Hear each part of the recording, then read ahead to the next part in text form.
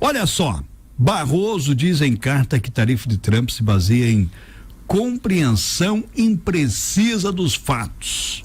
Mastiga isso para o nosso ouvinte, professor Raul Borges. Flávio, na verdade, a primeira resposta do Brasil foi uma resposta política através do governo Lula. A segunda foi uma resposta diplomática, com o Instituto Rio Branco trabalhando já nos bastidores para tentar uma conciliação com o governo dos Estados Unidos.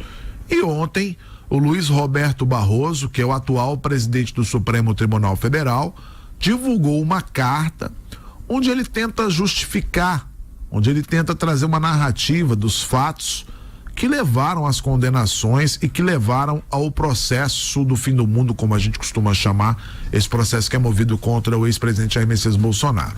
Quero destacar, Flavinho, alguns pontos dessa carta do Luiz Roberto Barroso. Ele começa assim, ó: em 9 de julho último foram anunciadas sanções que seriam aplicadas ao Brasil por um tradicional parceiro comercial fundadas em, abre aspas, uma compreensão imprecisa dos fatos ocorridos no país nos últimos anos. O ministro afirmou ainda que diferentes visões de mundo não dão direito a ninguém de torcer a verdade ou negar os fatos concretos que todos viram e viveram. Barroso ainda termina o texto dizendo que, como as demais instituições do país, o judiciário está ao lado dos que trabalham a favor do Brasil e está aqui para defendê-lo. Na carta, Barroso citou o histórico de tentativas de ruptura institucional ocorridas nos últimos 90 anos no país, incluindo o golpe de 64 e, em seguida, episódios que aconteceram no Brasil a partir de 2019, Flávio. Ele citou, por exemplo, a tentativa de atentado terrorista à bomba no aeroporto de Brasília, citou a tentativa de explosão de uma bomba no Supremo Tribunal Federal, as acusações falsas de fraude eleitoral na eleição presidencial e as tentativas de golpe que, segundo a PGR, incluíam um plano para assassinar o presidente Lula, o vice-presidente Geraldo Alckmin e o ministro Alexandre de Moraes do Supremo Tribunal Federal. Barroso ainda afirmou na carta que no Brasil de hoje não se persegue ninguém.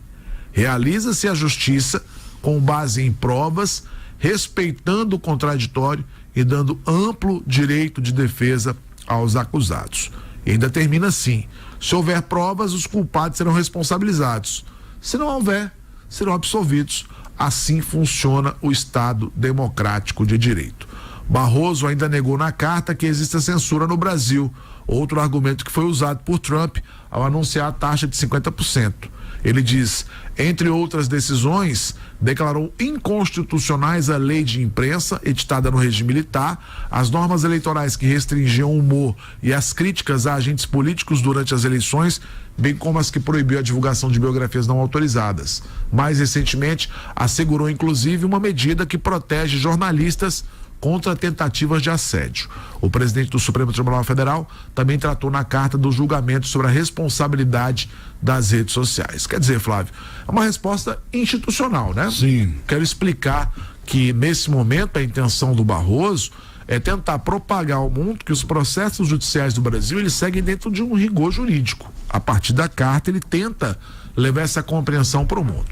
Até que ponto isso vai chegar ao Trump e vai chegar com o papel definitivo, Flávio? Sinceramente, não sei.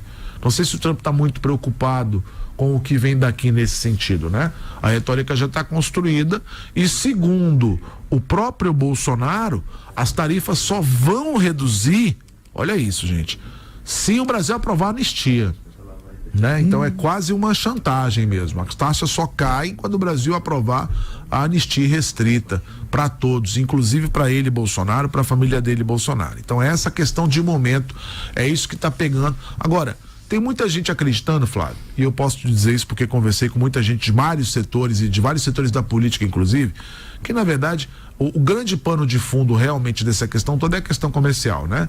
Que o governo americano, no frigir dos ovos, vai tratar as questões como tem que tratar, ou seja, entre duas nações que debatem em alto nível questões que envolvam as questões comerciais, deixando as questões políticas de lado. É isso que se imagina que possa acontecer. Amanhã deve ser aprovado e editado o decreto de reciprocidade. Esse decreto ele vai dizer em que medidas regulatórias o Brasil vai devolver aos Estados Unidos a taxação. Então, o Brasil vai ficar com o decreto pronto, editado e vai esperar as negociações até 1º de agosto.